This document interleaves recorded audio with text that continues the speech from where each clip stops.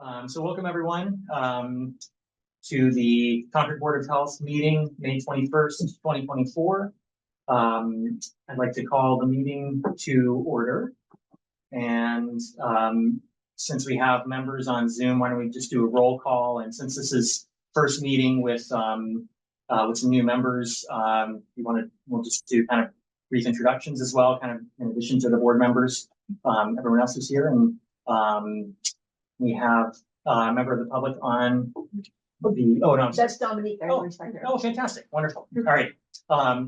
So even more reason for introductions. So I'll start. So I'm Randy Kring. I'm the current chair of the Board of Health. I'm an emergency physician at Emerson Hospital, and glad you all are here. I'm Kurt Herman. I've been in Concord for about 15 years now. Joined the Board of Health about a year and a half ago, and my background is in environmental engineering and geology. I'm Dottie Bernard. I'm a new member. I grew up in West Concord, and I've been involved in public health for over 30 years. I just retired from the Harvard School of Public Health, where we did disaster preparation and response, primarily pandemic, but other areas as well, especially for vulnerable populations. Excellent. Welcome. I'm Waylon. I'm with I was CRNA, a nurse anesthetist at Lowell General Hospital. I've been in Concord for 12 years, and with the board, I want to say longer than 2. I want to say at this point, roughly, because I came onto the board as for the first year of kind of finishing off someone else's term, and then started my other term. So I think I'm somewhere in there. I think you started the same meeting as me. Oh, with you? Okay. How long? Oh, okay. So. Welcome. Portia, go ahead. Sure. Hi, I'm Portia Katie. I'm also a new member. I'm a partner in the corporate transaction group at Nutter McClellan, but I also have a background in health law and was on the American Journal of Law and Medicine.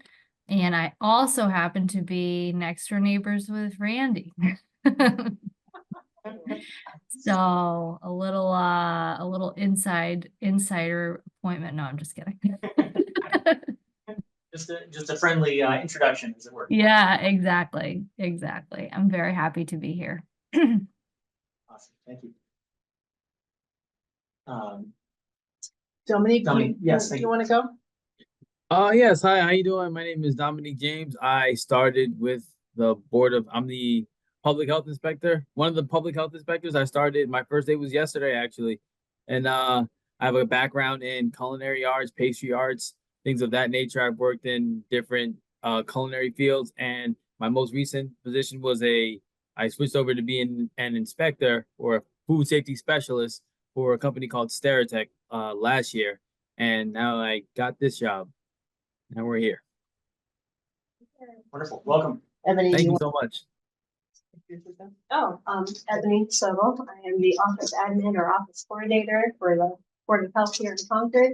I started in January, so I've been here for a minute now, and I'm really enjoying it. I have a background in veterinary medicine, so public health is newer to me, but I do like learning, so I enjoy myself. And my name's Melanie Janine. I'm the director of the health division or the Board of Health. We've been here 2 years. Excellent. In April. So I'm pretty excited that we've got a full team of staff started. Yes, excellent. All right. Well, for the agenda, first order of business is approval of the minutes from last meeting, April 22nd. And I was thinking of the members here. I think it was just the 2 of us who were present at that meeting. Is that? I think so. Correct. Yeah. Yeah. So there's not a quorum, I guess, for approving the minutes. But could we say that if the majority of the members who were present vote to approve the minutes, then that would be sufficient? Yeah, what's the denominator? Well, that is members leave. that is a really, because there is a quorum, and they can't, they should abstain Right, because they they weren't present. weren't So is it present. quorum 2 out of 3? It has to be. It has to be, because they There's can't. no other way, Right. or else we never approve the minutes, they're never official. That Right. doesn't work. So, I will entertain a motion to approve the minutes from April 22nd. I so move. Okay, I second. All in favor? Aye. Excellent. Okay, I think that worked. Yeah, and then joining us, Oh, is the yes. select board, our new select board liaison. The select board has rearranged as, Terry. Terry, we did introductions, you missed it, but, she's coming on. There you are. I have two meetings at the same time, so I'll be here for part of your meeting. Sounds good. Excellent. Well, welcome. Thank you. So, the first, I wanted to just everybody to see Dominique. I didn't put it on the agenda to make him an agent, so we're gonna have to do that next week. Oh, That's But I wanted you to say hi and get to, know, his face. So then, Yes. from there, that's it. That's all I had on that. excellent. All right, well, moving on with the agenda, is, Moira? More, I'm giving the news. Moira, excellent. Sounds great. So the good news about, this week is it's, Wellness Week at the library. So Maura is participating in the activities at the library. Encourage you to stop by the library. We have a table there. And she's going to, be at the library this week. There's a lot of programming available. We are sponsoring a speaker at the board health, on the board of health on by Moore on Thursday. So if you're interested, please check it out. Other thing that's going on in nursing, we are doing childhood vaccination and physicals at camp, on camp, working on that. We have more gave a talk at the Council on Aging on the 13th of May on mosquitoes and tick-borne diseases. We have an intern starting on the 4th of June to work on our public health needs assessment. In her report, she did give you a breakdown of the diseases for the month of April. Nothing significant. The one thing she does want me to bring up for you is we did have the Watson virus, which is a tick-borne disease, and there was a death in Maynard about that disease. And I do have a handout here, just awareness, and it's in your packet of that. It's kind of an emerging tick-borne disease that we want people to be aware of. Studying your outreach for ticks has been ongoing. On the back of your packet is a handout we did for distribution. And we're working with our regional collaborative to do some outreach and public health awareness on tick-borne diseases, and doing prevention for both mosquitoes and ticks, but kind of watching and advising everyone to be aware of tick-borne. We are sponsoring through our collaborative. You could get a tick tested. There is a program. It's on the table out here. It's also on our website. You could remove a tick and have it tested. We have up to 30 that people could. It's not the be all, but people are concerned. It is an option that's available. We want to focus more on prevention. Does anybody have any questions about the nurses? You know, if, Powassan has been present in prior years? I have not heard of it. Yeah, I hadn't heard of it either. In Yeah. this region. Okay. Right, it's new to us in Massachusetts, for Congress. Where is it popular, or where do you see it mostly frequently? I don't know that much about it. Okay, this is just, I did very brief research on it. Yeah. And I believe Eastern Europe was where it was, which is, and that was my recollection of very brief research, but yes, I had never heard of it before. I just assumed it was coming up from the south like everything else. Right. there's been 16 virus noted since 2013. But we had one in Maynard and one in Concord in the last month, so that's a little, just something to just be aware of, okay? And that we're trying to educate, I handed this out to all the grounds people and just encourage people to be aware of protection. Excellent. Great. So, if there are no other questions about the public health nurse report, we can move on to chair and board member reports. Excellent. So from the chair report, tomorrow, one of my colleagues from Emerson and I are doing camp physicals on the shelter residents in Concord. So I wanted to share that we're doing that.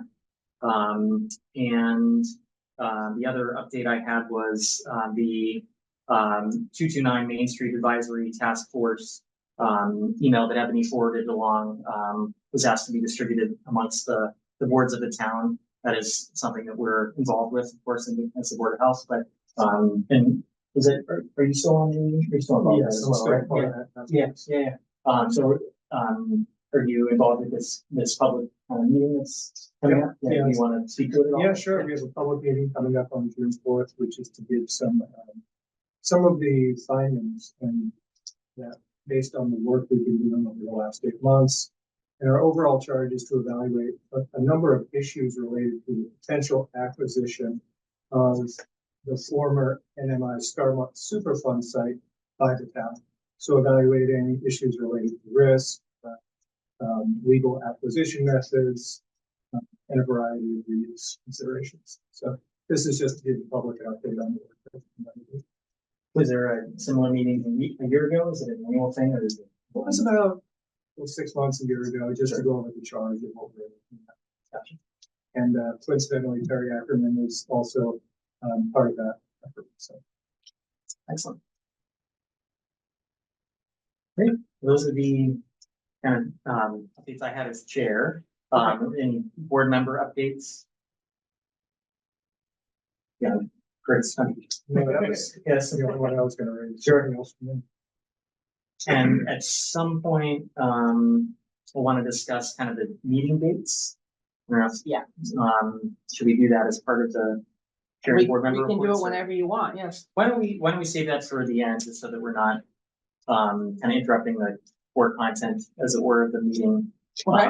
We'll circle back kind of as after public comment. Just some Okay, go through things. all right, so I had a list of stuff. You ready? Yes, let's do it. Great. We are in full swing of springtime in the health division.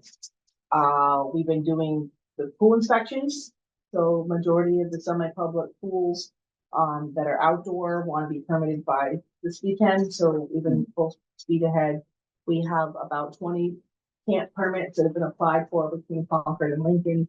We will be processing and reviewing those.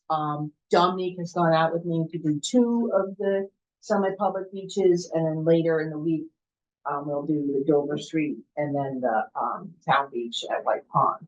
So that microbiological testing from GNL Labs occurred today, and we'll get the initial results Thursday with finalized results by Friday, hopefully on the E. coli of the water bodies. We are just renewing all the food permits, all the tobacco permits, all those permits expire at the end of May. So we're working with all the permit holders to make sure the permits are up to date. So kind of, we had a complaint and a probable of summer ditch at White Pond. So we posted a flyer, it's in your packet, on what summer ditch may be. It's self-limiting condition that goes away, but we did want people to be aware. Also in the online for both Portia and Jim, in the link to the packet, there's 2 memos that I hope to send out tomorrow. The first one is a final memo on the results of testing at White Pond from last year, summarizing what happened. I did post Higgins' report on the website. It's out. I didn't. Ebony did today. That is live today. The final report. He's giving a talk June 13th to some folks at White Pond on what's going on.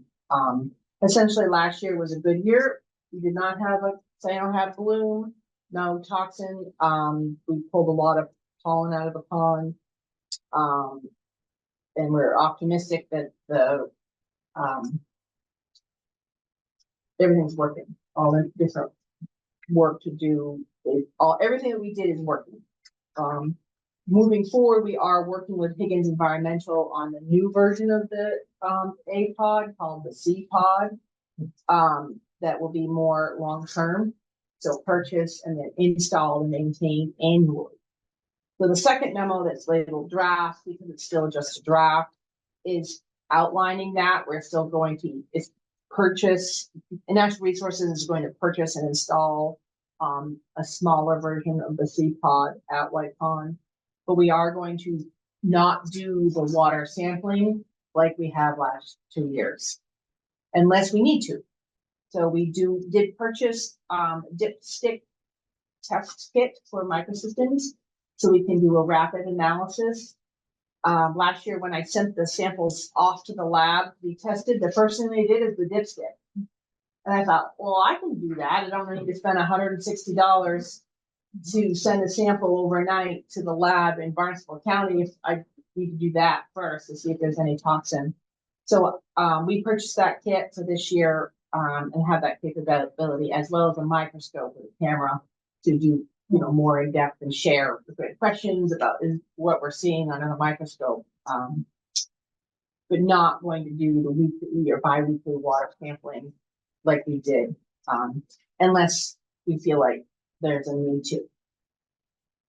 Higgins Environmental is still going to go out bi-weekly and feel we've learned enough about the pond, we feel that we're going to be able to know what's going on without doing that. But this is going to go out to the select board hopefully this week. It's an update and the town manager. So that's kind of ongoing. Any questions about the stuff up White Pond? Real quick, is the C pod still have like the bloom that the A pod has? What do you mean by that? The bloom that It'll have arms. Arms, yeah, I don't. yeah.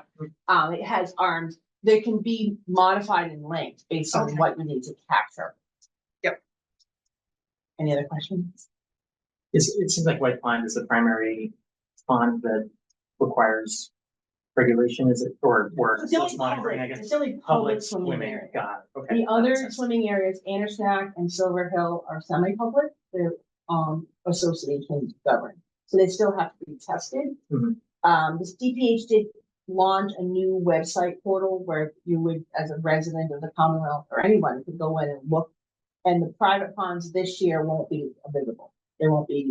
That was a feedback. Many semi-public ponds had is that if it was closed, every pond that was ever existed and the semi-publics were listed, and then people didn't want the semi-publics aren't for everybody to find and go swimming. Mhm. So we have 3 semi-public beaches and 1 public beach. Gotcha.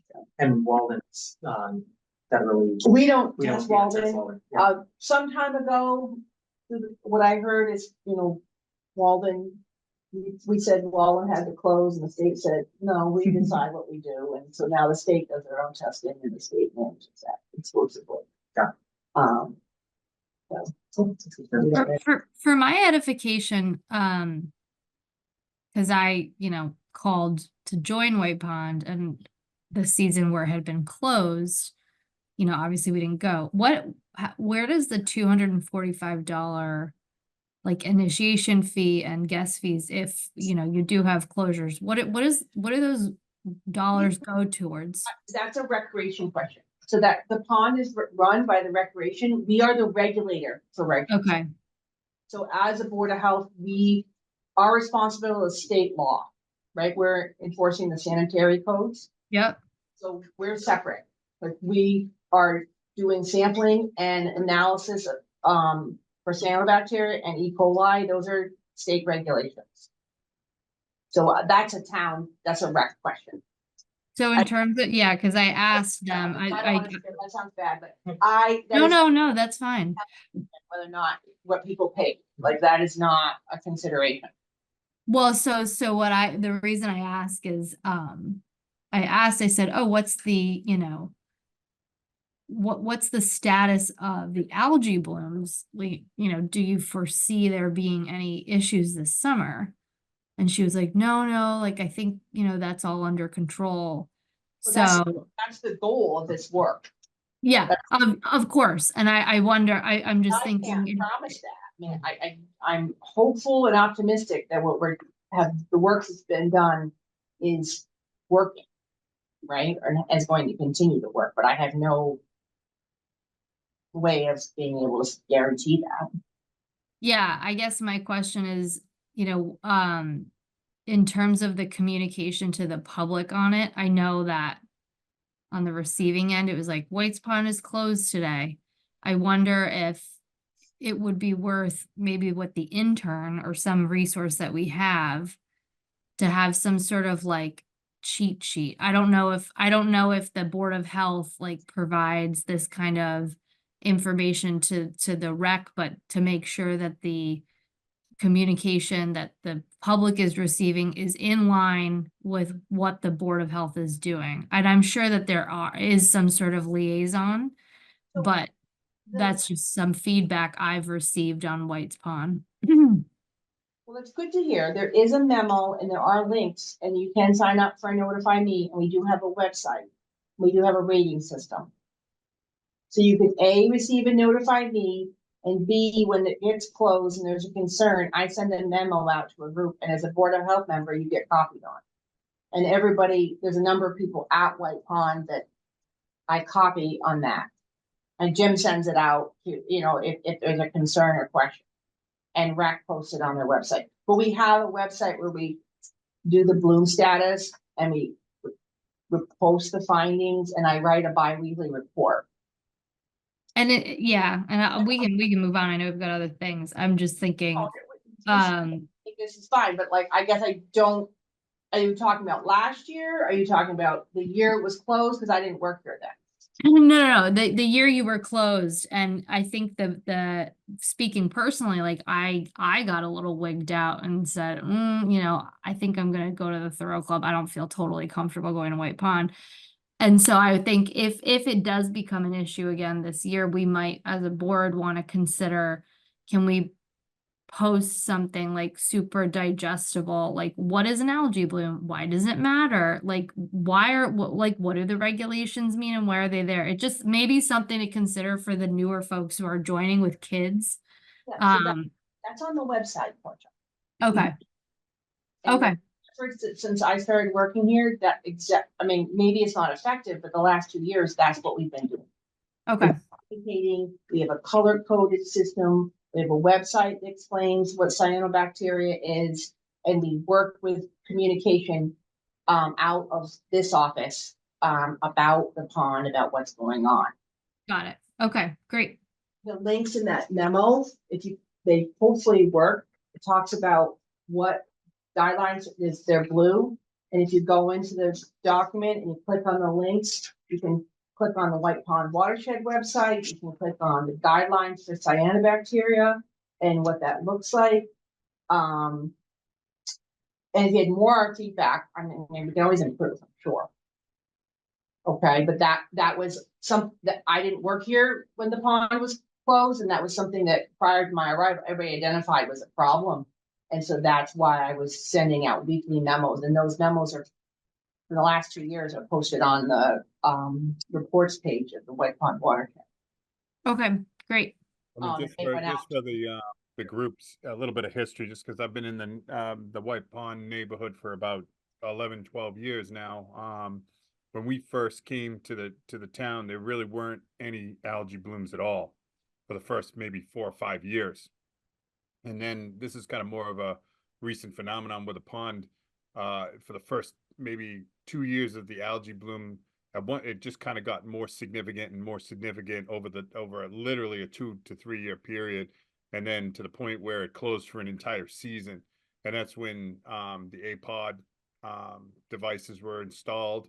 And then after that, literally we had 2 years with no problems. So it went kind of it increased in frequency to the point where the intervention came into place And then since then, luckily the intervention has been effective in the last 2 years. So that's why it's the uncertainty. There's a little bit of uncertainty. You can't guarantee, but from what we've seen from the intervention so far, it's been very positive. So that's why there might be a little bit of a disconnect between the public and what's been going on just from a historical standpoint with the pond.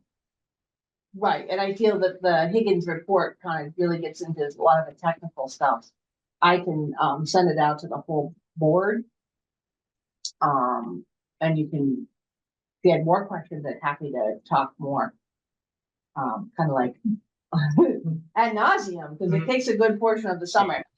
And I think, like I said, Phenomenon just with this pond, it's happening all over the region. Like there's several lakes in New Hampshire that are kind of going through the same situation. There's Lake Kennesaca. I think that was do you remember the woman who came from the university who was studying? I think she was the University of New Hampshire. yeah. And she was doing some study in that area. So it kind of coincided, like there was, and if you look through Massachusetts, there's probably upwards of 20 or more lakes that are and ponds that are getting closed each year and haven't done the interventions and still Lake Quinsigamond has cyanobacteria. One of the pond, the town pond in Wheeland has cyanobacteria. It's a kind of emerging. It's always been there, right? But emerging concern that we're all grappling to figure out how to make it safe and how to communicate that what the risks are. Well, it sounds unique to our community, but it is getting intervened. There's a unique intervention in our community, I feel like.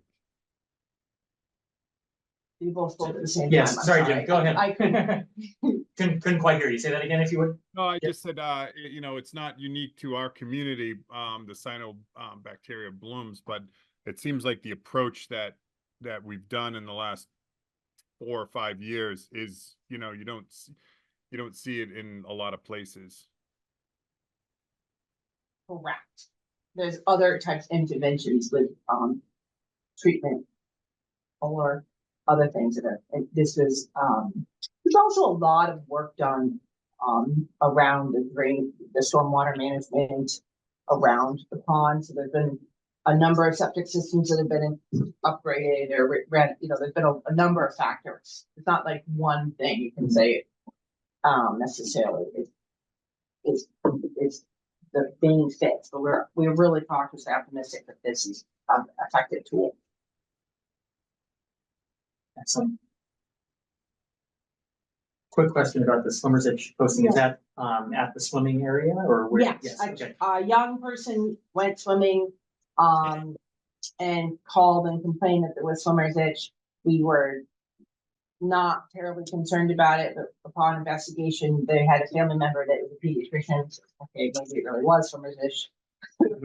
And we just said, we're not testing for swimmer's itch, right? But we're just advising that, you know, freshwater bodies can have that as a concern. And this, a copy of this is posted. It's posted at the pond. Okay. Great. Posted at the pond. Excellent. That's a good approach. If we get more, I think we'll do more PSA. If we had additional complaints, I communicated that to the rec department, but I just didn't think it was necessary.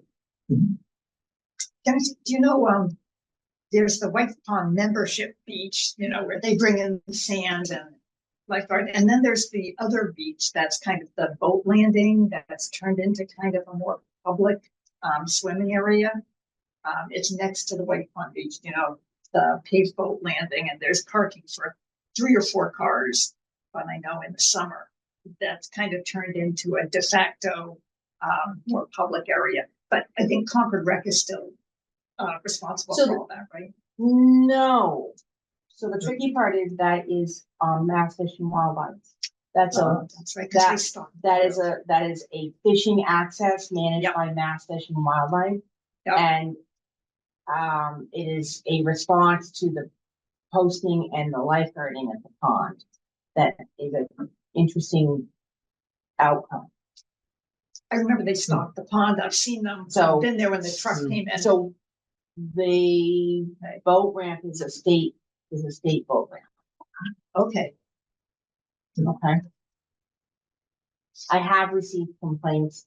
We do work with natural resources and their rangers on the people that are working and using the trails and the other space around the pond that's not at the beach.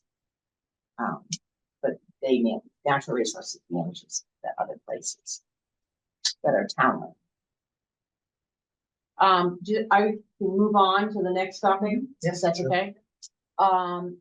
I also wanted to, let you know that in your packet additionally is a copy of a model regulation for tobacco sales. For, I guess, your consideration and then green light or decision to move forward with, drafting into our current reg to merge the two. This is a reg that is a, what we kind of like a sunset clause. So, stopping sale of tobacco based on your birthday, so concept being in 10 years, there won't be anybody in their 20s. Like you're never gonna age in, starting a specific date, let's say July 1. If you turn 21 July 1, you're not gonna be able to buy tobacco. And then July 2, and therefore, eventually everyone wouldn't be able to, you would be in 10 years and nobody in their 20s. And just for background for the new board members, so this was, had been discussed during the most recent revision of the tobacco regulations by the town. And then, it was Brookline, the town of Brookline, I believe, that passed a similar kind of regulation with the Yes. sunset clause. And so, the thought was that there's legal precedent for, making this possible. And so if the board, feels that it would be a good public health move for the town, it's something we could consider. Did town council, have I any have not thoughts? weighed in, Sure. so the steps for me is for you to look at this. There's some decisions on this front page, to go through to make some, language decisions. And then, integrate, some of this is in our existing local reg, so there's the state reg and then there's our local reg. And then also getting it drafted to town council to then come for public hearing. We have to go through, this is just me introducing them. Sure. And getting a green light or a not green light for to proceed with all those steps. Want to open it up to the board? Any thoughts on undertaking this? When was the last revision? We revised the tobacco regs a year ago. And mostly to be in line with the state. Right. Because ours were outdated by 10 years, it had been put down because of COVID. And also they worked quite a bit on them, but then realized the state was coming out with, and we were waiting to see what that was. So our current regulations largely follow the model reg from the state, with some local modifications. Correct.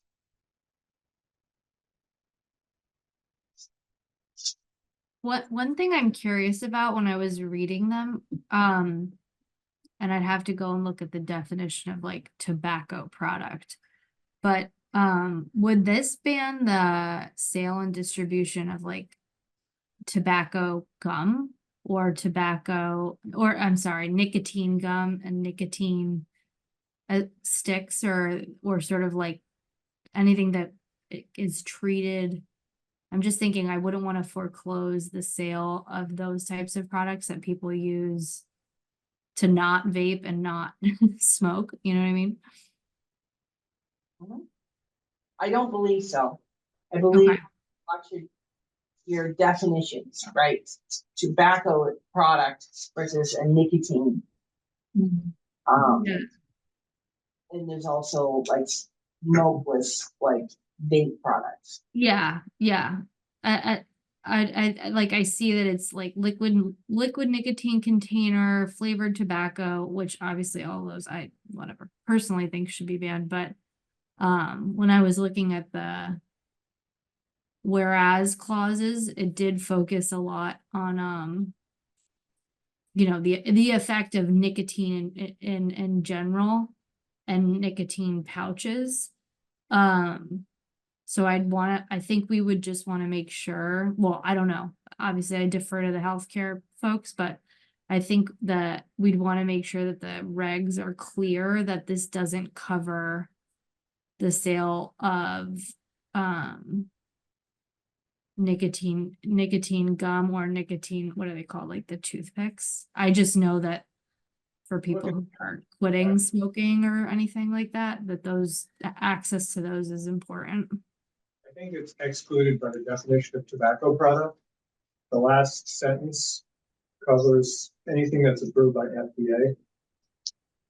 Any product to. Oh, I'm looking at, okay, let's see. I guess there is a definition of the pouches in here and whether Well, or that not. was what I saw, yeah, exactly. or- Although I would assume like if when read, the oral nicotine pouches, it's as, I think it's clear, but pre-portioned pouches containing nicotine flavors not containing tobacco leaf intended to be used between the cheek and gum to deliver nicotine and do not require spitting. I obviously as the lawyer, just because the whereas clauses talk so much about the impact of nicotine, I almost wonder if we should just add like for the avoidance of doubt, the definition of tobacco shall not include, and then whatever we agree to be okay, explicitly.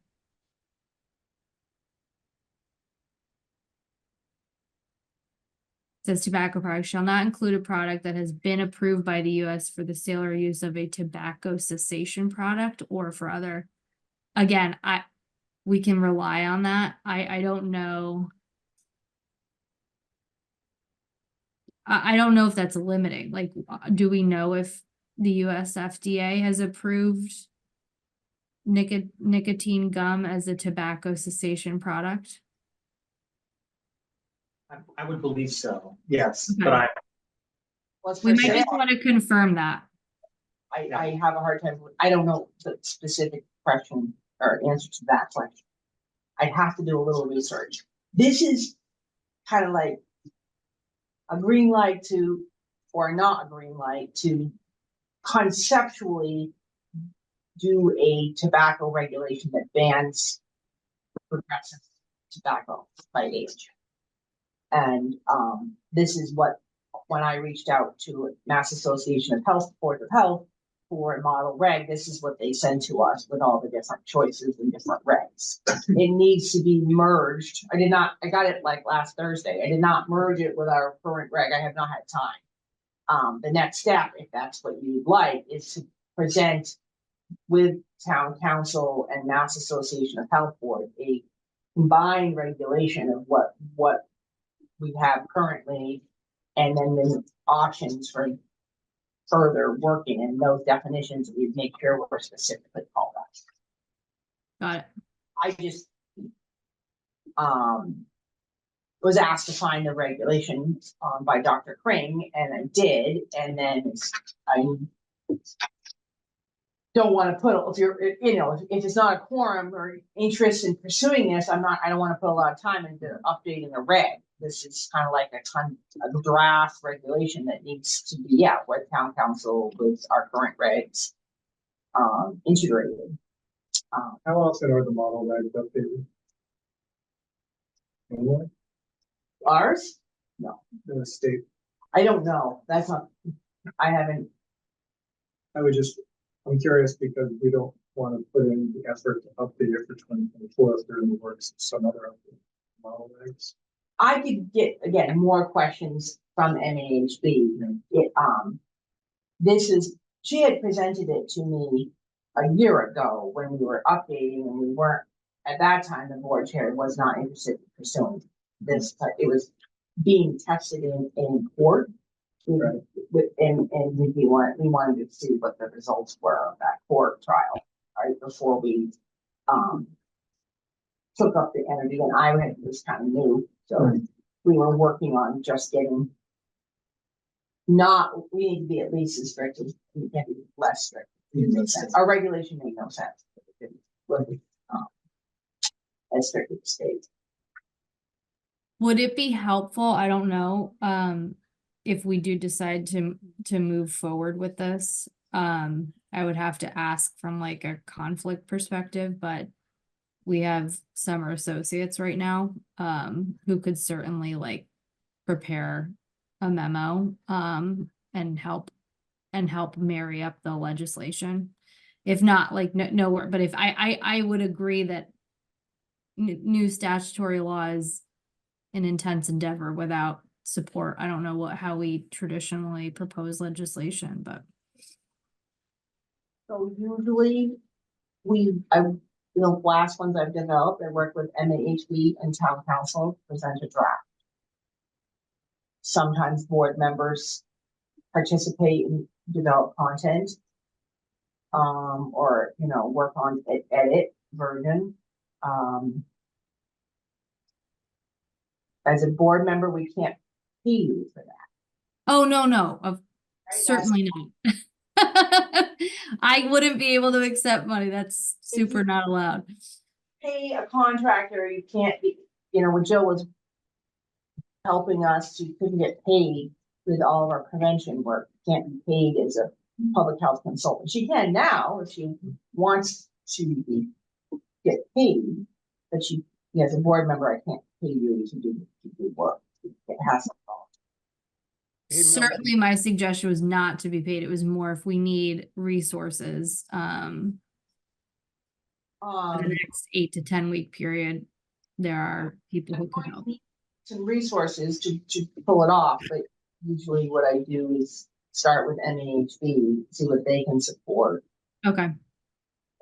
Work with our tobacco control agent. He's very knowledgeable about our current regs and how they compare to everybody else's, what they could be strengthened by. Jerry has given me some feedback. This is where your regulation doesn't add up. And I held on to them because I was like, well, if I'm going to update the regs, I'm going to do it all at the first point. I'm going to do it all at once. I'm not going to do it every few months. I'm going to wait and see.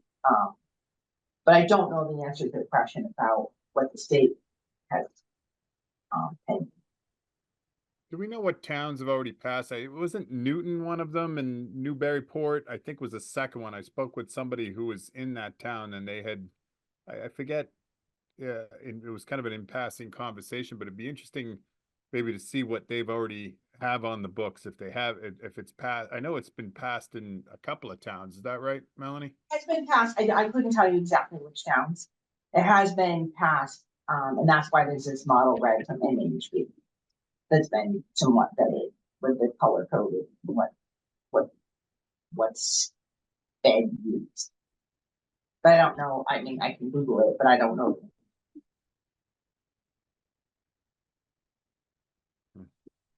So this would be a quite an undertaking for the board, of course. But the reason I asked Melanie to look into it is because I think it could really be good for the public health of our town. So I think for tonight as a board, we should potentially even take a vote to see if there's enough interest among the board members to support further investigation into this, and maybe and I would kind of defer to you, Melanie, as far as what you think would be a reasonable sort of next step. We certainly wouldn't. I would propose a straw poll, not a vote. Oh, sorry, yeah. On the agenda. Right. Okay. That you do a straw poll to give the yes or no on developing a model regulation to then be on an agenda. And I don't know if I can pull it off in the next month to get it on the agenda to have a draft. I can't promise that. We can work on it. And maybe work on who has time to bring what I have for resources to develop that. Mm-hmm. Any further discussion before consideration of what's again? Straw poll. Thank you. Straw poll. I just like want on the term. like Yes, if yeah. If the board said no, don't, like kind of like we did for green burials, like they're like, don't pursue that. Like I presented an idea, the board was like, don't pursue green burials. We're not interested in that. Then I didn't. So I'm doing the same thing, similar practice for consistency with this regulation. I'd be interested to find out from town council if there's any legal challenges to the regulations that exist. Just as a first step, just to understand how certain we would be that could stay to them forward with it.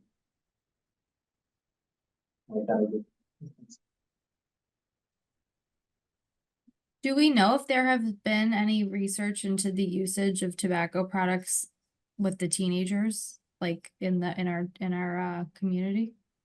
Like, has there been any polling or data on that? I'm just curious, Randy, if there's been some.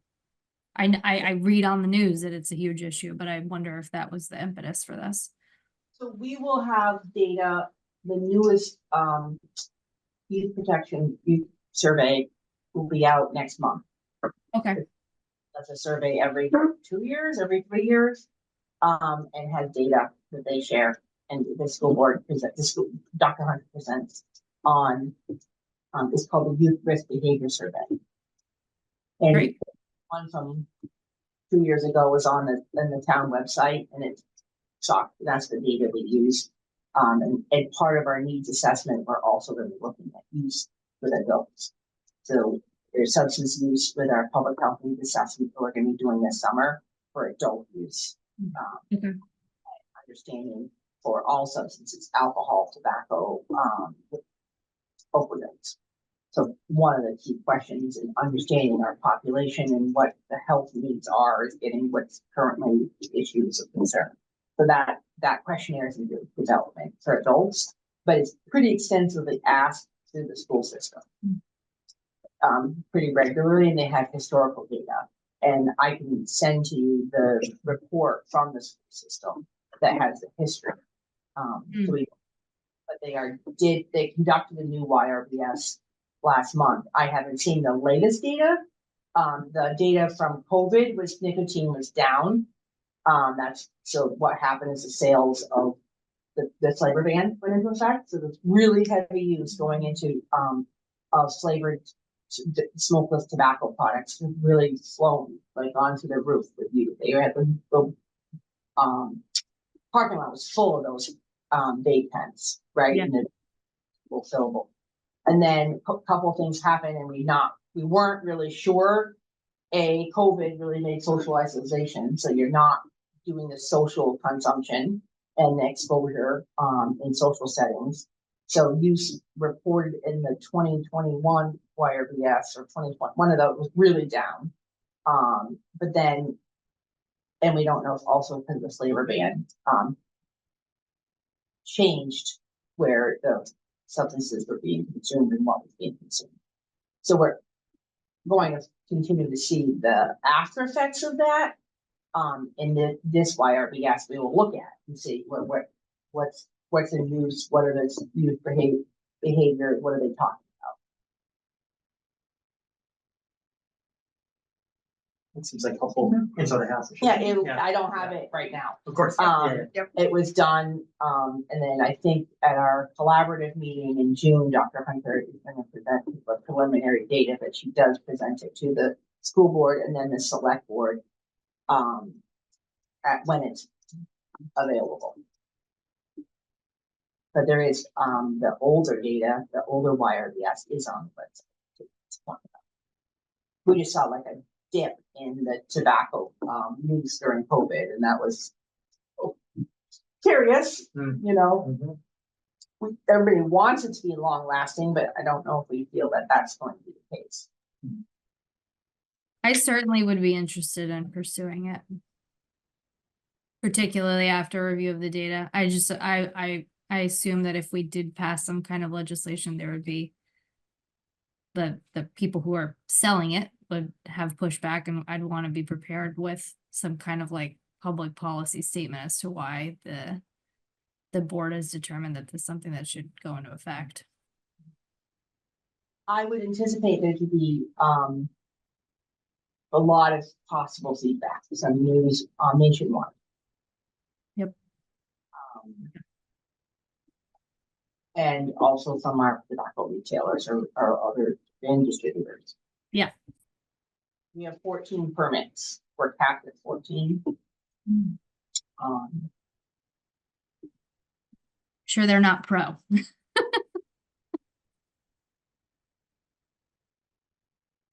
Why don't we do a straw poll?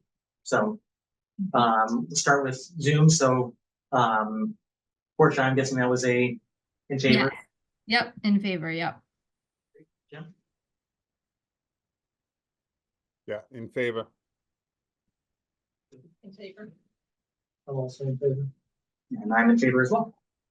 Excellent. All right, well, thank you. Thanks for reminding me that straw poll is an option. Well, I Yes. just, I No, don't think that's- we can vote, we didn't, Yes, it wasn't on the agenda. it wasn't yes, on the But it's agenda. definitely and appropriate for a straw poll and yes. I think that's what we did with the other. So I'm trying to. Alright. Would it be possible to also get some data if we do pursue this further, on the revenue generation for the tobacco retailers? I would just want to be mindful, like, I assume that a lot of these places are smaller businesses, family-owned businesses. You know, that will have arguments as to why that's a big revenue stream. My recall of some of the discussion just about why this is a nice way to proceed is that it's a gradual ban. So with Yeah, that's a good point.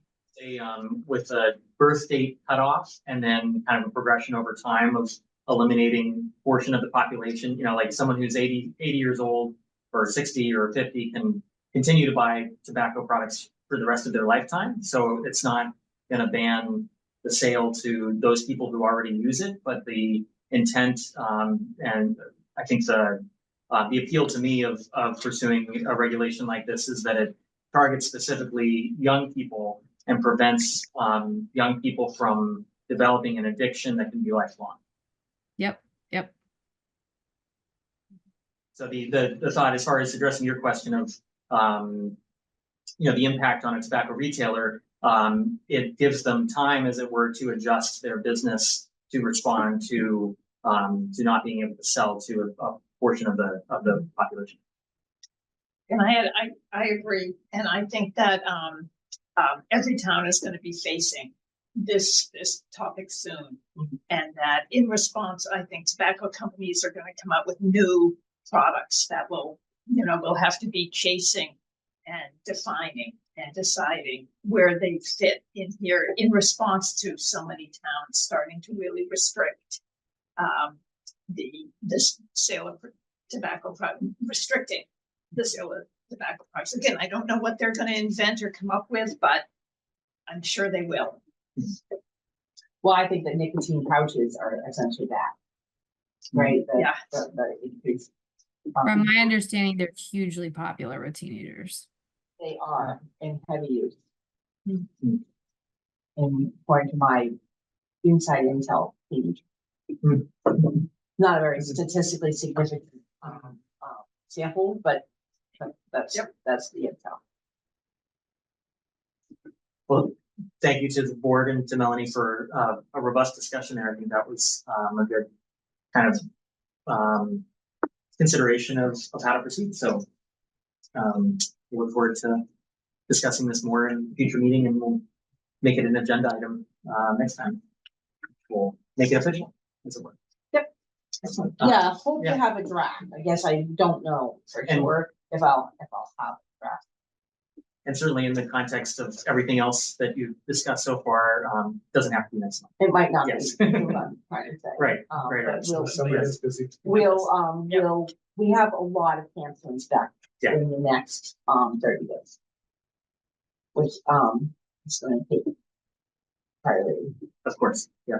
This is the long game, as it were. Right. Yes, yeah, and I think it's kind of start this term, as it were, the Board of Health with kind of considering what we want to undertake, and that's, I appreciate again the board's consideration of that. So wonderful. Anything else for you? I didn't have anything else. Did anybody have any questions about what's going on? And what's new and happening? Randy, the only thing I think that is becoming, I've seen like more popular in discussions at in the town. I just wrapped up the Community Chest Concord Allocations Committee. And one thing that became clear and sort of was a topic of discussion was the resources dedicated to preventative health, behavioral mental health, and prenatal health for the shelter, and what kind of resources were available and what kind of funding gaps there might be. So that just might be something that we want to like keep tabs on in terms of the Board of Health and whether or not we become involved. Or have some kind of discussion with local groups, because I know that the resources of local 501c3s who are, you know, sort of filling those gaps. I wouldn't say strained, but certainly they've requested big budget increases to support that new population. So maybe something just to think through. We are involved with the shelter. Right, I mean, we work with them pretty closely on their vaccine requirements, delivering childhood vaccines. We've been working with them for over a year. To get them prepared and get vaccinated. And Dr. Pring and associates does the camp and school physicals. There definitely is an identified gap in access to care for pediatricians that is something I think we could pick up and work. It's on the radar to try to work on. There's a lot of factors why the people at the shelter don't have access, can't get it doctor. There's language barriers, insurance gaps. They all have mass health, but the right kind of mass health. There's a number of issues that's been identified. As far as their food and housing, I mean, yeah, I know that there's been a lot of support, right, to other communities. Yeah, absolutely. I guess I'm still getting my bearings on the relationship between like the Board of Health and other, but the emphasis at the asks was certainly around mental health and maternal health. And I guess to the mental health point, not that this is directly for the shelter, but the library is certainly accessible to the residents of the shelter. Yeah. And the board supporting mental health awareness and through the week at the library Right. is a good thing. And Yes. we have a clinician position that is being funded through the town for a mental health clinician that we're partially going to fund as a department in our FY25 budget. The position has been posted with Elliott. It's a position through Elliott. We haven't been able to find him. It's just Interesting. that we've had the position posted since end of February.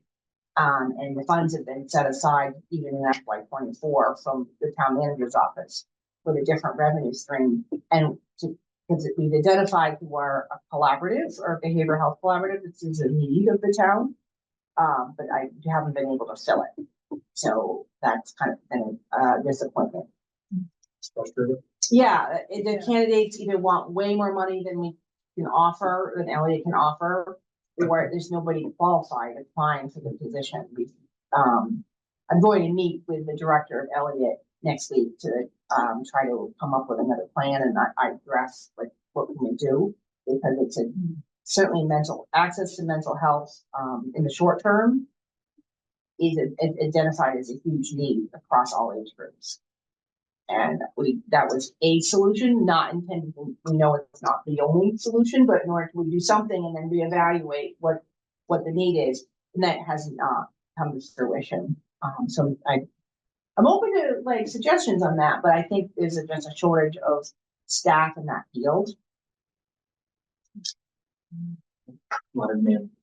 Correct. Yes.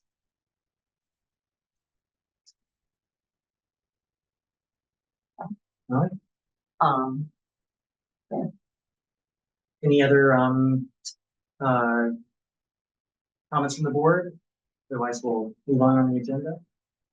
I'll actually kind of circle back now, if it's all right, to discuss the meeting dates that were sent out. So let me try to pull it up. Yeah.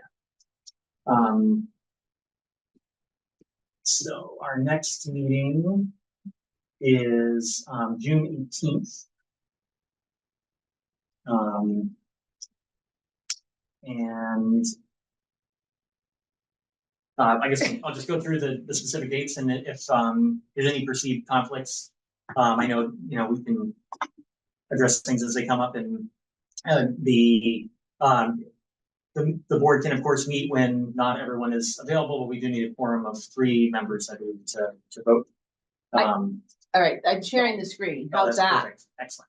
Great. So June 18th, as a brief aside, so every month there is a chairs breakfast that typically is the third Wednesday morning at 8:30. This month, or in the month of June, because of Juneteenth, it's actually been moved back a week, and I'm not able to attend because of my work schedule. I wasn't, they didn't give much notice that it was going to be moved back a week. So if anyone from the board is interested and willing to attend the chairs breakfast, it's going to be the morning of June 26th, I believe at 8:30 a.m. And if anyone is interested and wants to help me out now, or just look at your schedule and let me know in after the meeting, that would be fine too. But that's another date to look at. And then July 16th will be the next meeting. And then August 20th. I'm actually, I have a conflict myself on the 20th, so wanted to see if there was any consideration for moving that one. Yeah, I have a conflict that week too. Just oftentimes in the summer, we cancel the August meeting anyway, is that? We Or it can't if can. you don't have an agenda. Yeah, item. yeah, It's, in my opinion, it's good to have have it one. on the calendar. then just in case. cancel it? Yeah, Yep. yes, agreed. Cause I can't predict when somebody will be asked for a hearing or Right. like, and then versus trying to make one. Yep. So So for simplicity's sake, thoughts about moving the meeting on the 20th to the evening of the 19th, Monday the 19th, that would work for people. It's again, the thought that if there's no agenda items, we might be able to skip that one. For August 20th. Yes, moving Yeah. August 20th to the 19th. Yeah, I'd probably, I would like, if we could do any time on Mondays, like the 19th would work for me personally, but, I can do the 19th. It won't work for me. I'm out the week of the 12th and the 19th. Got it. Okay. I'm taking a proper vacation. Excellent. that's a good idea. Yes. Another option, well, and we could look at like August 6th, moving it up 2 weeks, but that might be too close to the July meeting on the 16th. Or yeah, I wouldn't be able to do August 6th just because I'm out of town.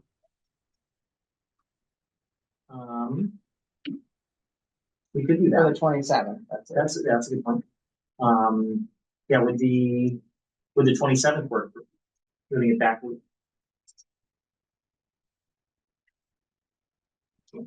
I can do that. That would work for me. Or why don't we tentatively, or why don't we plan to move it to the 27th? It's back a week. Okay, great, thank you, everyone. And then for September, the 17th, I'm also not available then. I'm out of town that week for work. So would people be up for moving that one back a week to the 24th? Yeah.